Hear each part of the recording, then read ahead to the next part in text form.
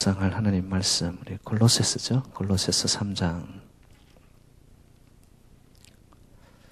골로새서 3장 18절로 21절까지 교독하겠습니다.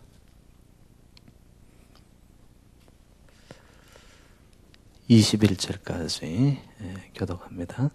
아내들아 남편에게 복종하라. 이는 주 안에서 마땅하니라.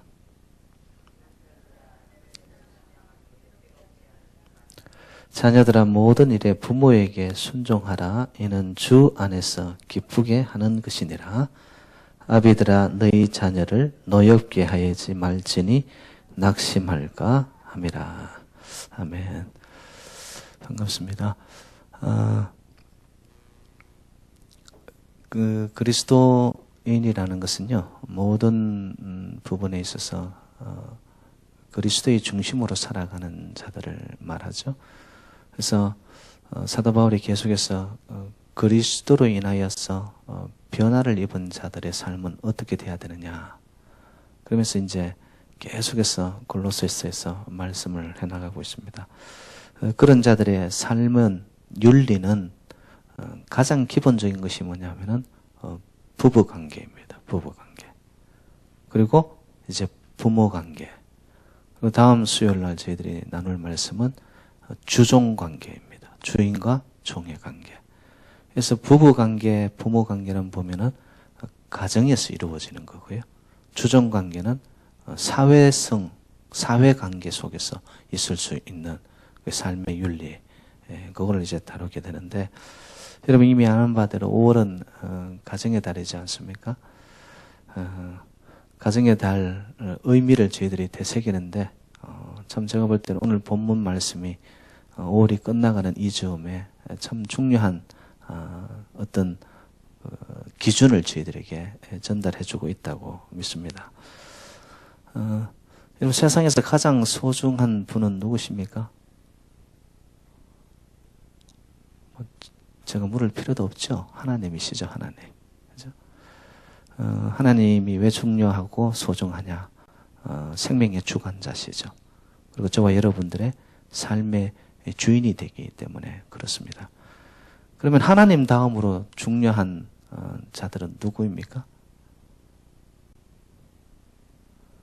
제가 볼 때는 가정입니다. 가정. 예, 가정. 그래서 이 가정이라는 것이 사회에 있어서 가장 기초적인 단위가 되어지죠. 가정 공동체가 쉽게 말해서 더 크게 보면은 이 가족 공동체가 교회 공동체를 이룰 수 있는 거고요. 뭐 가족 공동체가 또한 다른 커뮤니티를 이루어 나가는 거죠. 그것이 더 커질 때는 국가가 되고 민족이 되는 거예요. 그래서 가장 최소 단위인 이 가정이 어떤 모습을 갖느냐라는 거 굉장히 중요하죠.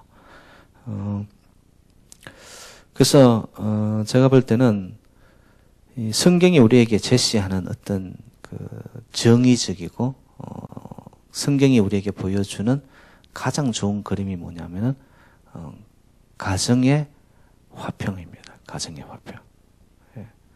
그래서 하나님이 아담을 만드신 후에도 그가 독초하는 것이 좋지 않아여서 돕는 배필인 이브를 아담에게 이렇게 붙여주지 않습니까?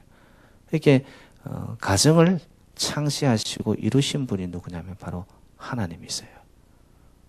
그래서 가정 안에서 이루어지는 가장 원만한 아름다운 모습이 있을 때 여러분 그것이 사회적으로 국가적으로 건강할 수밖에 없다라는 것이죠. 그래서 오늘 본문에서는 이 가정에 대해서 말씀을 하고 있는데, 여러분 가족이라는 거, 가정이라는 거, 그리고 고향이라는 거, 고국이라는 이런 단어들은 참 우리에게 이 정감 어린 단어들입니다. 가족과 가정은 특별히 여러분 한동안 안 보면 어떻게 되죠?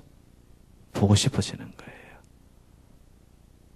그리워지고, 그리고 잊을 수 없는 것이 이 가족이고 가정입니다.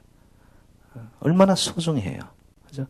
근데 이제 비극적인 것이 뭐냐면 오늘날 이렇게 소중한 최소 단위인 가족들, 그죠? 그 대상들이 자꾸 흩어지고 있다라는 거예요. 가정이 허물어지고 있다라는 이것이 오늘날 시대적인 가장 비극적인 요인 중에 하나입니다. 여러분, 그 가장 작은 단위, 그죠? 거기가 허물어지기 시작하면 연쇄적으로 나타나는 거예요. 건강도 우리의 몸의 가장 최소 단위가 세포거든요.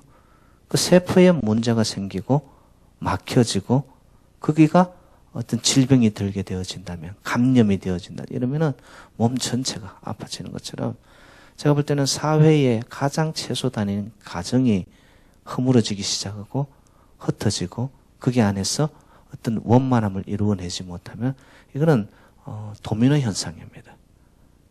급속적으로 어떤 커뮤니티나 공동체 안에 그 영향을 미쳐낸다라는 것이죠. 그래서 참 슬픈 게 가장 가까워야 할 이 관계가 멀어지는 것, 가장 소중하게 그죠? 관리되고 함께 가야 될 어떤 관계들이 흩어지고 있다라는 것. 그건 뭔가 이게 잘못 가고 있다라는 증거이죠. 방향성이 어딘가에서 이게 막혀서 그것이 막혀짐을 통해가 나타나는 삶의 또한 그 여러 가지의 어려움들이 생겨나고 있다라는 거죠. 그 뭐 주 원인이 보면은 제가 볼 때는 이 그 물질적인 관계 때문에 참 많이 가정이 어려워지는 것 같아요. 이렇게 본질은 가정의 하나됨인데 이 가족이 흐트러지는 것들은 보면은 비본질적인 것들 때문에 자꾸 영향을 받는 거예요. 그래서 어느 것이 더 중요하냐라는 거. 이런 가족과 가정, 뭐 조국 이런 것들은 사실 있을 때는 잘 몰라요. 이렇게 함께 가고 있을 때는 잘 몰라요. 근데 상실하고 나면 뒤늦게 깨닫는 거예요, 이게. 이게 인간이 갖는 참 제가 볼 때는 좀 약점 같아요. 있을 때 소중히 여기고 같이 가고 있을 때 참 함께 있다라는 이 자체가 감사가 되어져야 되는데 상실하고 나면 뒤늦게 후회하고 깨닫는단 말이에요. 여러분 그 신경숙 씨라는 작가가 쓴 그 엄마를 부탁해라는 그 책을 읽어보셨는지 모르지만은 그 책에 보면은 시작이 그 이렇게 지방에 살고 있는 부모님이 생일 잔치를 하러 이제 서울로 가게 됩니다. 근데 그 어머니가 치매가 있어요. 기억 상실증이죠. 근데 할아버지하고 손을 잡고 서울역에서 내렸는데 서울역에서 그 할머니가 할아버지의 손을 놓치게 되는 거예요. 그러면서 이 아이가 이제 전개가 되어지는데 기억 상실증이죠. 그리고 서울 바닥을 뭘 알겠어요?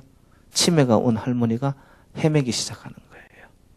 이렇게 가족들이 그 어머니를 찾기 위해 가지고 전단지를 돌리고 사방 방법을 찾아서 찾는데 만나지를 못하는 거예요. 그래서 9개월이 지나는 시점에 그 책 내용에 이런 표현이 있더라고요. 단 한 번만이라도 엄마를 볼 수 있다면. 상실하고 나면 아는 거예요. 상실하고 나면. 소중함을. 이 가족이라는 거, 여러분, 우리에게 있어서 고향이라는 이 모든 것들은 굉장히 소중한 건데, 있을 때는 소중하게 여기지 않는다라는 거예요. 오늘 본문은 어떻게 보면 건강한 가정을 이루는 것에 대해서 말씀을 나누는데, 어떻게 하면 건강한 가정, 어떻게 하면 건강한 관계, 가족을 우리가 만들어 나갈 수가 있느냐? 여러분, 저절로 이루어지는 거 하나도 없습니다. 제가 볼 때는 가정 안에 구성원들이 있어요. 부부가 있고요. 부모가 있습니다. 모두가 다 자기의 자리에서 적절하게 자기 자리를 지켜나갈 때 이 가정의 건강은 이루어져 간다라는 거. 특별히 이제 이 구성원 중에서 보면은 가장 중요한 이 구성원이 이 부부입니다. 부부. 그래서 오늘 18절에 이렇게 표현하죠. 아내들아 남편에게 복종하라. 이는 주 안에서 마땅하니라. 아내에게 먼저 그 관계의 소중함을, 그리고 남편들아, 19절에는 남편들아 아내를 사랑하라. 그리고 아내를 괴롭게 하지 말라. 괴롭게 하지 말라. 제일 먼저 나오는 말씀이 이 부부관계 이야기를 하는 거죠. 두 사람에게 주어진 역할 분담이 있다라는 거예요. 근데 이제 어떤 여성분들은 성경이 남편에게 복종하라라는 그 말에 자꾸 거부 반응을 일으키는 거예요. 근데 이거는 뭐 제가 말한 것도 아니고 성경이 그렇게 말한 거예요. 성경이 말씀한 거는 어떻게 해야 되는 거죠? 그냥 수용하고 따라야 되는 거예요. 근데 꼭 뭐 복종하라 이러면 제가 말한 것처럼 저를 이상하게 보더라고요. 그게 아니고 말씀이 그래요. 여러분, 저를 그렇게 볼 필요도 없고, 말씀은 여러분들이 순종하면 복이고 불순종하면 우리 삶 속에 결국에는 어려움이 찾아오게 돼 있는 거죠. 근데 이제 제가 볼 때는 그 여성분들이 이 복종하라는 말을 전체적인 것을 잘 이해를 못할 때 그 단편적인 것을 바라보고 그냥 감정 표출을 하는 거예요. 왜 우리만 복종해야 되냐? 그런 의미가 아니고요. 저는 이렇게 생각합니다. 부부는 상호 보완적인 관계고 서로를 섬기는 관계고요. 서로를 위해서 헌신하고 또 이해하는 관계입니다. 그럴 때 이게 부부가 아름답게 같이 방향을 정하여 갈 수가 있거든요. 근데 너는 복종하라고 했으니까 남편이 아내에게 무조건 요구하기만 한다고 해보세요. 이거는 상호 보완적인 관계가 아니죠. 제가 서두에 밝혔듯이 아담에게 이브를 붙여준 하나님의 이유가 뭐였죠? 돕는 배필이에요. 돕는 배필. 혼자로서는 불완전하고 혼자로서는 뭔가 허술한 부분이 있기 때문에 붙여준 거예요. 붙여줬어요. 그래서 도와가면서 서로가 아름다움을 이루어가라라고. 이게 부부관계거든요. 특히 여러분, 제가 오늘 여러분들에게 좀 나누고 싶은 거는 이 크리스찬 부부들에게 있어서 유념할 것들이 한 서너 가지가 있거든요. 첫 번째는 뭐냐? 크리스찬 부부는요, 결혼할 때 혼수를 얼마나 해오느냐? 아니면 이 사람의 직장이 뭐냐? 이 사람의 가정 배경이 뭐냐? 지금 어떠한 삶의 소시얼 레벨을 가지고 있느냐? 더 나아가서 내가 이 사람을 얼마나 사랑의 감정을 하느냐. 여러분, 이런 조건적인 것을 가지고 결혼을 하게 되죠. 그러면 그것이 목적이 되어 결혼을 할 경우에는 조건적인 것들은 시간이 지나갈수록 결국에는 쇠하여지고 마는 것들이에요. 없어질 것들을 조건 삼아서 삶의 목적으로 결혼을 했을 경우에는 그 목적이, 조건이 없어져 버리는 경우에는 결혼 생활에 결국에는 어려움이 찾아오게 되는 거예요. 여러분, 이 젊음도 그렇잖아요. 특히 여성분들의 이 몸매도 젊어서는 얼마나 날씬하고 다 예쁘거든요. 근데 시간이 지나면서는 어떻게 돼요? 배가 나오기 시작하고, 살이 붓기 시작하며, 뚱뚱해지기 시작하고, 어떻게 보면 망가지는 거거든요. 그런데 그런 것에 눈이 꽂히고 얼마나 많은 조건을 가지고 있느냐. 흔히 하는 말로 결혼하는데 열쇠 몇 개는 갖고 와야지. 이런 게 아니라는 거죠. 크리스찬 결혼 관계에 있어서 가장 중요한 건 제가 볼 때 얼마나 하나님께 영광을 돌리는 것에 뜻을 두고 살아갈 것인가. 여러분 이미 결혼하셨으니까 되돌이킬 수도 없지만은 여러분 자녀들에게는요. 이걸 가르쳐야 됩니다. 너 왜 결혼하려고 하는 거니? 결혼의 대상자가 누구니? 그 사람이 하나님을 알고 있니? 하나님의 영광을 위해서 살고자 하는 삶의 뜻과 중심이 있는 자니? 여러분 이런 것을 가르쳐야 되거든요. 근데 그냥 한 번에 좋아가지고 감정에 혹해가지고 그 사람이 가진 어떤 인간적 매력이 있었어. 이런 것들을 따라서 결혼을 하는 동안에 그 모든 조건들은 여러분 시간이 지날수록 결국에는 재력 같은 것도요. 있다가 없어지는 거예요. 있다가 없어지는 거예요. 그러면 그런 조건 때문에 결혼을 했다가 그것이 목적이 되어 삼아서 결혼했는데 보니까 없어지면 어떻게 돼요? 그만큼 결혼 생활이 흔들리기 시작하는 거죠. 그래서 크리스찬 부부는 하나님께 평생토록 영광 돌리는데 뜻을 두고 살자라는 확실한 방향성을 둘 때, 그때 오늘 말씀이 이해가 되기 시작하는 거예요. 아, 하나님 안에서 하나님의 영광과 하나님의 뜻을 이루기 위해서 남편은 아내를 사랑해야 되고 괴롭게 해서는 안 되고, 아내는 보니까 남편을 복종해 가는 것이 아름다운 원만한 관계와 건강을 이루어낼 수 있구나. 그때 그것이 이해가 되어지는 거죠. 근데 인간적인 조건과 인간적인 생각이 딱 들어와 있는 상황 속에 남편에게 복종해라 이래 되어버리면요, 잘 해주지도 않는데 내가 왜 복종해야 돼? 이래 되어버리는 거예요. 남편 입장에서도 뭐 챙겨주지도 않는데 내가 뭐하러 사랑하냐? 이런 관계가 되어지면은 충돌이 일어나게 되는 거죠. 예. 그래서 크리스찬 부부에게 가장 중요한 것은 우리 부부가 한 방향을 향한 하나님의 영광과 하나님의 뜻을 향해 이 초점이 이루어져 있느냐. 여러분, 그 초점이 이루어져 가게 되면요, 인간의 조건적인 이런 부분들은요, 좀 없어도 충분히 살아갑니다. 두 번째, 크리스찬 부부들은요, 헌신하는 관계, 그리고 이해하는 관계가 전제되어야 됩니다. 사람들은 이기적이라 가지고요, 모두가 다 자기가 대접받기를 원하는 요소들이 있습니다.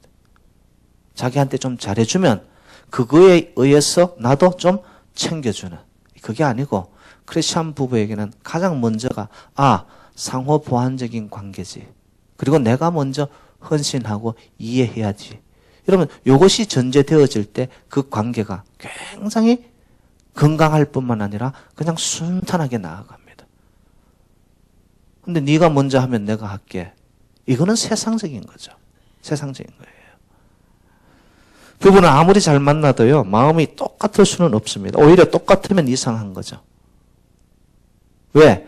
부부가 다르기 때문에 다른 것에서 서로가 존중하고 이해하고 한 방향을 향하여 새로운 것을 창조해 나가기 시작한, 그게 가정의 아름다움이에요, 여러분. 근데 둘이가 너무 똑같아. 생각도 뭐 이런 것들이 같으면 인생 자체가 좀 식상해질 수가 있거든. 다른 difference is good. 다른 것이 있었어. 그것이 서로가 함께 어우러져 갈 때에 그 가정에서는 아름다움을 이루어낼 수 있고요. 특히 이제 이해해야 될 부분들이 뭐냐면은, 여러분, 하나님이 남자들을 창조할 때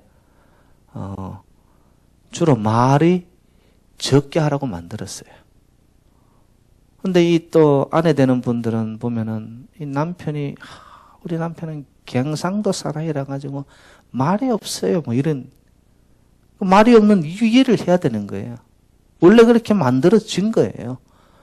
근데 말이 없다는 것이 또 다정하지도 않다 뭐 이러면서 아주 불평으로 이야기하는 분들을 봅니다. 근데 그게 아니에요, 여러분. 이해해야 될 가장 특별한 그 조건이 뭐냐면, 남자들은 말이 적게 하도록 만들어졌어요. 그리고요, 남자들이 말이 많으면 말 많은 남자들 여러분 보셨어요? 얼마나 촐싹대고 가벼워 보이는지 몰라요. 원래 그래 만들어진 거예요. 그리고 남편들이 아내를 이해할 것은 뭐냐면, 제잘 그린다고 수다 떤다고 싫어할 필요가 없어요. 여자들은 원래 그렇게 말을 많이 하도록 만들어졌구나. 그래서 아름다운 참 잘된 만남이 뭐냐면은, 말 많은 아내와 말이 묵직한 남편. 그럴 때 이게 서로가 평형을 이루면서 가정 안에서 이게 조화가 되기 시작해요. 조화가 되기 시작해요. 근데 이 거꾸로 되어버려요. 말 없는 아내, 말 많은 남편. 이러면 이게 배가 거꾸로 가는 거예요. 산으로 올라가기 시작해요. 그러면 가정에 이게 질서도 없어지기 시작합니다, 여러분. 그래서 여러분들이 이해하고 섬겨야 하는 보완의 관계라는 거, 그걸 잘 또 아셔야 되고요.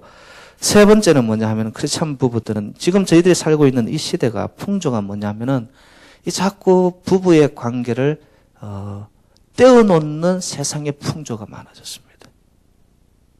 그 첫 번째 이유가 뭐냐면 경제적인 이유 때문에 그렇습니다. 경제적인 이유. 그래서 남편이 재정적인 능력을 상실을 하자마자 위기가 찾아와요. 바로 수순을 밟아가는 것이 뭐냐면 남편이 재력이 없어지고 사회적인 생활에서 이젠 은퇴하고 뭐 퇴직하게 되어지잖아요. 그때부터 남편들은 이제 조심해야 돼요. 자칫하면 버려질까봐 조심해야 되는 거예요. 재정적인 능력이 결정적이거든요. 그리고 두 번째는 이 사회적인 풍조가 뭐냐면 독신주의가 많아졌습니다. 독신주의. 그래서 결혼에 대해서 이 구속받는다고 생각을 하는 거예요. 그리고 결혼을 했다가도 그냥 쉽게 독신주의로 흘러가 버립니다. 가정을 이루었으면 가정에 대한 어떤 책임이 있어야 되는 거죠. 그런데 그것에 대해서 쉽게 생각을 하고는 독신주의로 흘러가는 거예요. 그래서 특별히 이제 여성들이 보면은 이 사회 진출이 많아졌잖아요.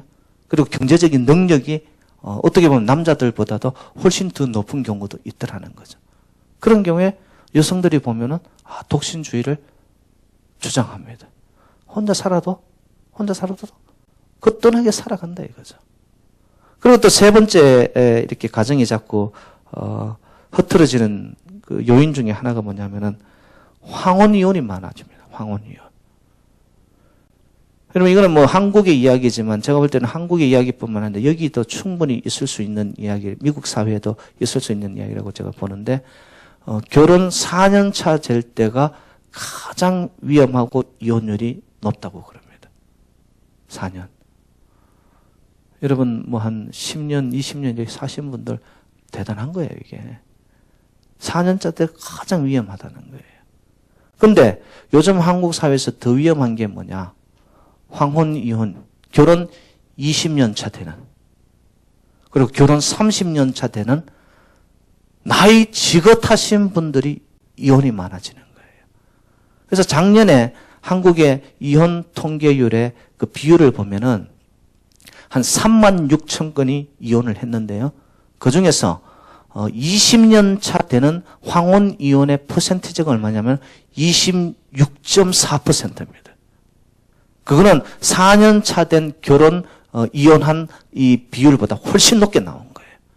근데 더 심각한 거는 뭐냐면은 30년 차 된 황혼 이혼의 이혼율이 그 전해보다 작년에가 2.6%가 더 높게 나왔다는 거예요. 갈수록 황혼 이혼이 한국 사회 속에 뭐 만연되어 간다라는 거예요. 그래서 뭐 옛날에는 상상도 못했던 이런 현상들이 지금 저희들이 살고 있는 이 시대 안에서는 일어나고 있는 거예요. 이런 것이 쓰나미와 같은 물결이 되어 가지고요. 그냥 사회적인 풍조가 되어서 사람들이 거기에 그냥 편승하여 가듯이 떨려가는 거예요. 끌려가고 있는 거예요. 그 아내들이 보통 보면은 이 통장 관리를 하지 않습니까? 통장 관리를 하면 거기로 뭐 퇴직금도 들어오고 연금도 들어오고 다 그렇거든요. 그런데 그걸 움켜잡고는 안 놓는 거예요, 아내들이. 그러고는 여차하면은 남편들 어떻게 해버릴까요? 그냥 내보내버리는 거예요. 여러분 시대가 특히 남자들이 참 비참해지는 시대가 옵니다. 예? 그래서 여러분 잘 아시잖아요. 그 많은 아내들이 남편들이 퇴직하기만을 학수고대하는데 그 뭐 이사 갈 때 조심하라고 그러잖아요. 어떻게 하라고 그러죠? 이사 갈 때 운전석 옆에 딱 앉아가지고 강아지 안고 딱 자리 잡고 있으라고 그러잖아요. 왜냐? 강아지는 아내가 절대로 안 버린다는 거예요. 그 어떤 사람은 장롱을 붙잡아라 또 이렇게 이야기하나 봐. 장롱. 그리고 어떤 사람이 그 장롱 안에 딱 들어가 있었대. 그 장롱을 싣고서 차가 움직여서 가니까 잘 가는가 보다 싶어가지고 어느 지점에가 떡 내렸는데 보니까 그 내린 장소가 어디였냐? 중고 물품 판매하는 데 내려졌다는 거예요. 떨고 놓고 가버린 거예요, 그냥. 예? 이런 비극이 우리 교회에는 없기를 바랍니다. 풍자 같지만은 이런 현실들이 지금 저희들이 살고 있는 이 시대 앞에 나타나고 있어요. 그리고 이전에는 그 여자 아내들끼리 모이고 이러면은 주로 나누어졌던 화두가 뭐냐면은 시댁 식구, 시어머니 이런 이야기였는데 요즘은 그냥 모이면은 하는 이야기가 퇴직한 남편들 이야기라는 거예요. 남편들. 그것도 그럴 것이 퇴직한 남편을 집에 혼자 두고 오면은 근심덩어리다, 근심덩어리. 그리고 또 데리고 나오면은 짐덩어리가 되어지고 남편을 혼자 내보내게 되면은 이건 완전 또 걱정덩어리에다가 그래가 안쓰러워가지고 마주 앉아있으면 무슨 덩어리라고 해? 원수덩어리래, 원수덩어리. 예? 이러면 안 되는 거죠, 관계가. 이러면 참 아픔을 가져오는 그런 관계가 되는데 근데 여러분 크리스찬 부부들은 가장 중요한 것이 제가 볼 때는 이 초점이 하나님께 영광이 있느냐 없느냐입니다.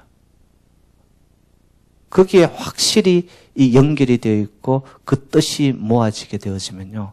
서로를 섬기고 사랑하고 복종하고 이런 것이요. 가슴으로 받아들여지게 됩니다. 예. 그러면 이제 어떤 풍조가 밀려와도 어떤 조건들이 상실된다 해도 흔들림 없게 이렇게 가게 되는 거죠. 근데 그 가장 기본적이고 중요한 하나님께 영광이요 하나님 뜻을 따라가는 이 삶이 안 되어지면 거기에서 단추가 정확하게 안 끼워지게 되면 아무리 좋은 조건을 이루어도 그 조건은 가변적입니다. 그러다 보면은 결혼 생활 자체가 흔들리기 시작하는 거죠. 그래서 여러분 오늘 본문으로 우리 한번 가봐요.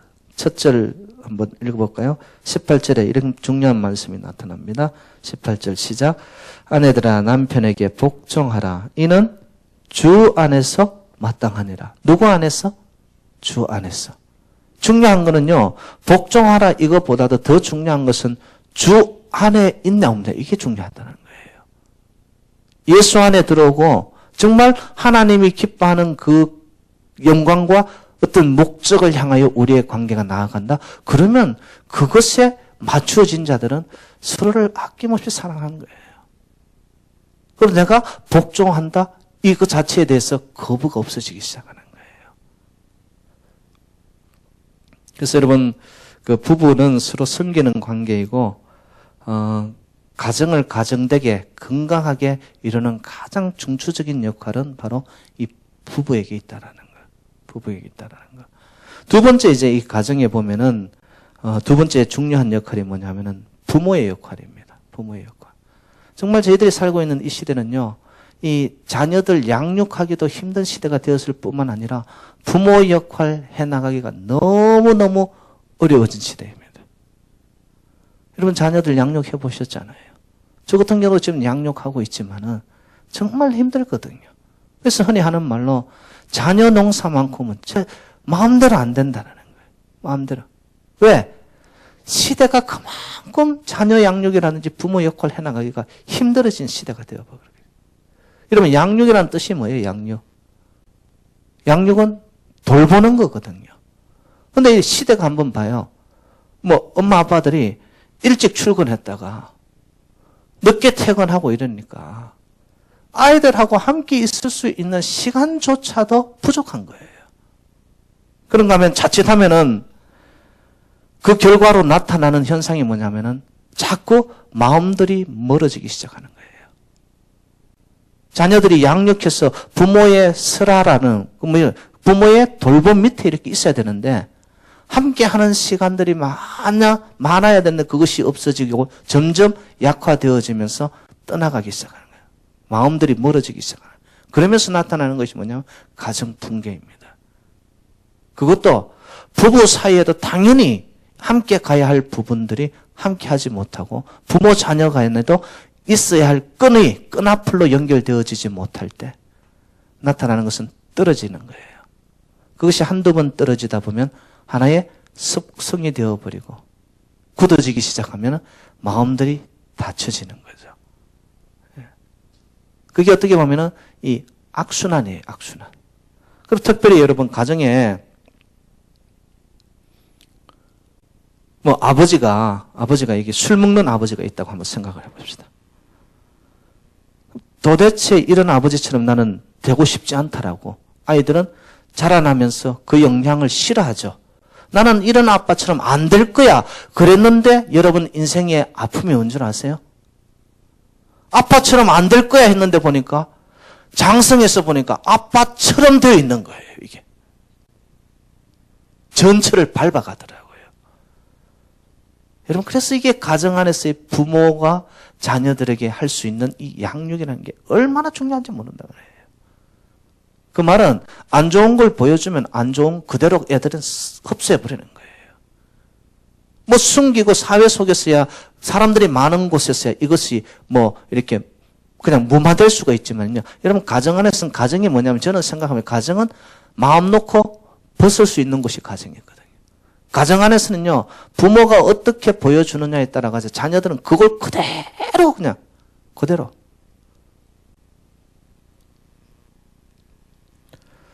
그 영어로 보면은 남편을 그 husband라고 그렇게 표현을 하거든요.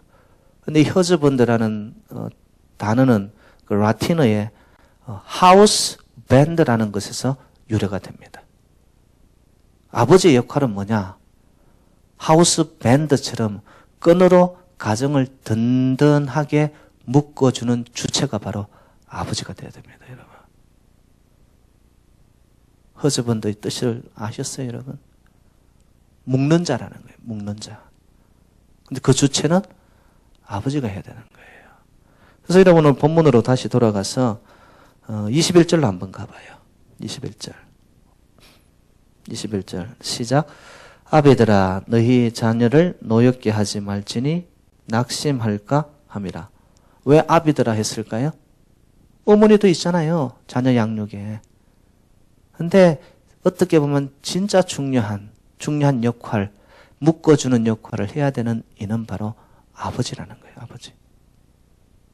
있어야 할 그 자리에, 함께 나누어야 할 그 자리에 없게 되어지면 못 묶어지는 거죠.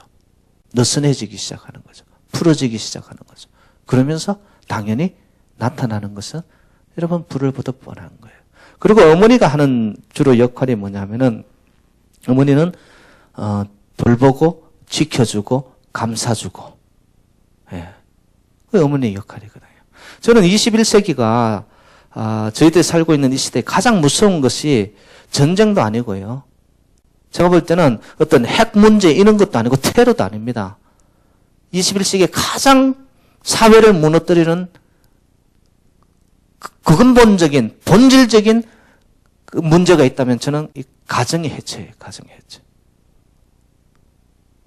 우리 몸에서 이 셀이 문제가 생겨가지고 이것이 그냥 병들기 시작한다고 생각해봐요. 온몸 전체거든요. 사회, 국가, 민족, 뭐예요? 가정이 붕괴되어지기 시작하면. 가정이 붕괴되기 시작하면. 제가 말씀드렸지 않습니까? 여러분, 로마의 멸망, 그렇게 팍스 로마나, 전 세계가 로마로 통한다라고 하던 그 시대의 로마의 전성기가 어떻게 해서 끝나기 시작한 줄 아세요? 가정의 꿀뚝에서 연기가 멈추어지기 시작하면서. 가정이 이렇게 중요하다는 거죠. 특히 또 자녀들을 양육 2세, 3세, 그 다음의 세대들의 이 교육을 위해서 보여줘야 되는 것은 이 참 아버지의 역할, 또 어머니의 역할들이 크다라는 거. 그래서 이제 오늘 본문 21절에 아비드라를 성경은, 말씀은 강조하는 거죠. 그리고 이제 세 번째입니다. 세 번째, 제가 지금 부부관계 이야기를 드렸고, 그리고 양육관계, 부모-자식 관계. 그리고 세 번째 가족을 건강하게 하는 구성원이 누구냐면은 자녀들이에요, 자녀들. 자녀들은 당연히 부모들에게 부모를 공경해야죠. 그래서 성경은 계속해서 이야기를 하는 것이 뭐냐. 잠언 23장에다 보면 내 늙은 아비, 어미에게 공경하라라고 이야기합니다. 왜 늙음이라고 붙였을까? 그 이유는 딴 게 없습니다. 늙어지면은 경제력이 약해지고요. 힘도 약해지고요. 그러면서 무시당하기도 쉬워지고 업신여김을 당하기도 쉬워지고요. 모든 것이 사회로부터 이렇게 왕따 되기 쉽게 되는 그때가 언제냐? 늙어질 때입니다. 늙어질 때예요. 그때 자녀들은 내 부모를 공경하고 섬기라고 나오는 거예요. 그래서 오늘 본문 20절들이 이렇게 표현하잖아요. 자녀들아 모든 일에 부모에게 순종하라. 이는 또 나타납니다. 주 안에서 기쁘게 하는 것이니라. 주 안에서 기쁘게 하는 것이니라. 이렇게 신앙교육을 명확하게 잘 받은 자들은요, 그 자녀들은 제가 볼 때는 부모님을 공경하고 부모님을 섬기는데 효도하지 아니할 수가 없어요. 왜? 하나님의 뜻이라고 믿거든요. 그게 하나님의 뜻이라고. 그런 면에서 여러분 자녀들에게 이걸 가르쳐야 되는 거예요. 너 정말 주 안에 있느냐 없느냐, 예수를 알고 있느냐 없느냐, 하나님의 뜻이 너에게 있느냐 없느냐, 이런 건 자녀들에게 제가 볼 때는 결정적인 포인트입니다. 그것이 심판에 마음판에 꽉 새겨져 있는 자녀들은요, 엇길로 나가더라도 돌아오게 돼 있어요. 근데 그 기준이 없어진 자녀들은요, 기준이 없으니까 어떻게 되어집니까? 질서가 없을 수밖에 없는 거예요. 주 안에서.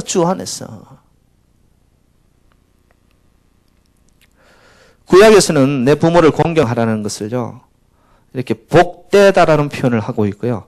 그러고 나서 그 뒤에 어떻게 표현하냐면 내 부모를 공경하라. 그리하면 내가 잘되고 장수하고 복을 받으리라. 그 다음 말씀이 뭐냐?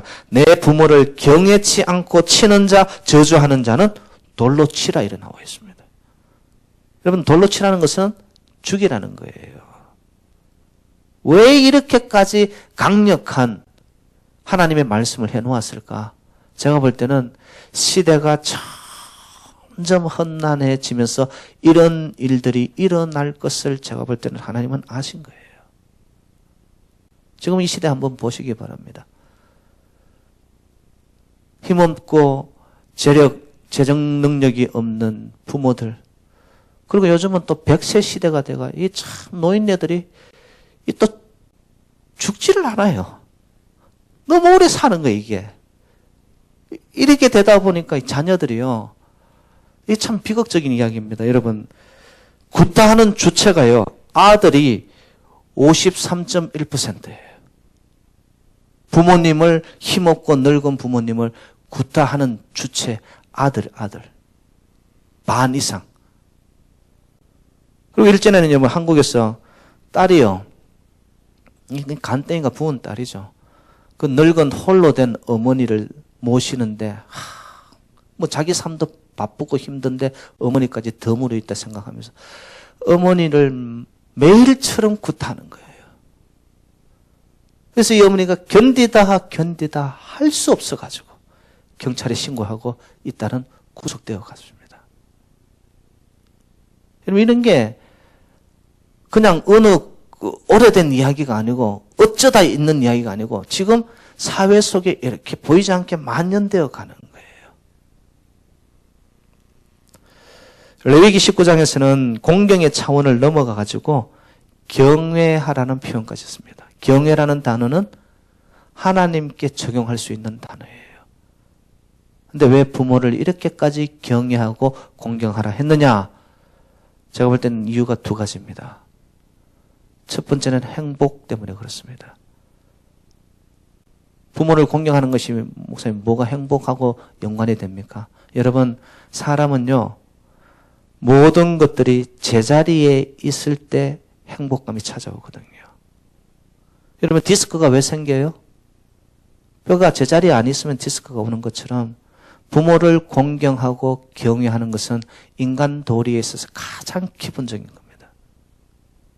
이 기본이 흐트러지기 시작하면 와야 될 행복이 우리 속에서 떨어져 나가기 시작하는 거예요. 그리고 두 번째, 왜 부모를 공경해야 되냐 하면은 생명권 때문에 그렇습니다. 하나님이 우리의 생명의 주관자는 맞아요. 그런데 부모님들에게 일부를 생명에 연관되는 권한을 주었어요. 이게 생물학 시간도 아니지만 여러분, 자녀들이 남자 여자 결정 나는 것은 누구에게 달렸습니까? 모르세요? 딸이 결정되는 것은 아빠의 X 염색체가 들어가면 딸이 나와요. Y 염색체가 만나게 되어지면 아들이 되는 거예요. 누구에게 책임이에요? 근데 이것도 모르는 무식한 남자들은 니 때문에 그렇대, 니 때문에 그렇대. 생명권이 누구에게 있다? 부모에게 주어진 거예요, 그거는. 하나님이 일부를, 권한을 주었단 말이에요. 그래서 부모님을 존경하고 경외해야 돼요, 여러분들.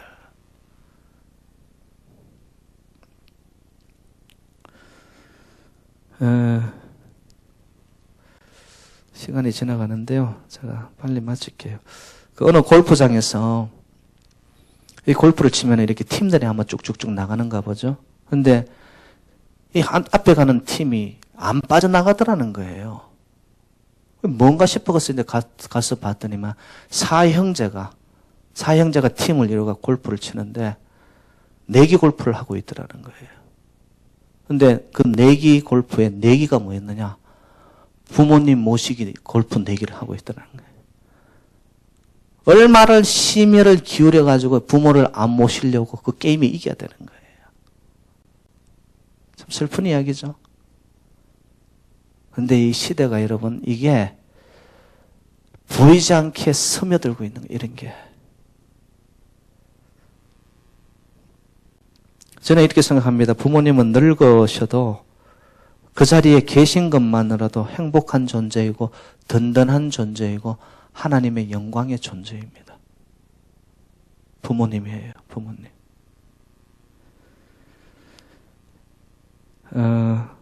어느 임종을 앞둔 어머니가 목사님에게 유언을 2가지를 남기더라는 거예요. 첫 번째는 목사님, 자기가 죽으면은 화장을 해가지고 분말로 만들어 달라고. 두 번째는 봤더니만 그 분말을 어디에 뿌려달라고 했냐면은 백화점 명품관 앞에 뿌려달라고 그러더래요. 목사님 깜짝 놀라서 왜 그러냐고 했더니만, 그래야지 내 딸과 내 며느리가 일주일에 한 번씩은 찾아올 거 아니냐고 그러더라는 거예요. 아픈 이야기죠, 이게. 아픈 이야기예요, 여러분. 근데 이게 현실이 되어버렸어요. 부모님들, 혹시 연세 드신 분들 자녀들이 해외여행 가자 이러면 여러분 한번 생각 다시 해보셔야 됩니다. 해외여행 데리고 가서 거기 두고 와버린다는 거예요. 여러분, 건강한 가정을, 새누리교회 성도님들은 건강한 가정을 이루시기를 바랍니다. 3가지 이유 때문입니다. 첫 번째, 내가 행복하기 위해서 그렇습니다. 내 가족, 내 가정 행복하기 위해서 여러분, 가정을 건강하게. 두 번째, 여러분들의 행복, 나의 행복은 곧 하나님의 행복이 됩니다. 그게 하나님의 뜻이에요. 여러분의 인생을 행복하게 살아가는 것이 아버지의 뜻이에요. 그리고요, 제일 중요한 3번째 이유가 뭐냐? 여러분들이 행복하고 내가 행복할 때 하나님의 뜻이 흘러가죠. 건강한 우리의 가정이 시대를 치유하고 회복시켜 나갑니다. 사랑하는 여러분들, 오늘 본문 말씀이 저와 여러분들에게 정말로 실천 가능한 내 삶 속에서 그냥 저 멀리 있는 인쇄화되어 있는 말씀으로 말고 여러분 삶 속에 한번 그것이 생활화 되기를 바랍니다. 그래서 성경은 강조하죠. 내 부모를 공경하라. 내 자녀를 노엽게 하지 말라. 남편들아 아내를 사랑하고 괴롭게 하지 말라. 아내들아 남편을 복종하라. 이는 주 안에서 마땅하니라. 주 안에서. 저와 여러분들의 삶의 중심과 모든 초점은 하나님께 영광, 거기에 따른 부부관계, 부모관계, 그리고 자녀가 부모님을 향한 공경의 관계. 그것이 여러분 건강하게 행복하게 저와 여러분들의 가정에 이루어지기를 주님의 이름으로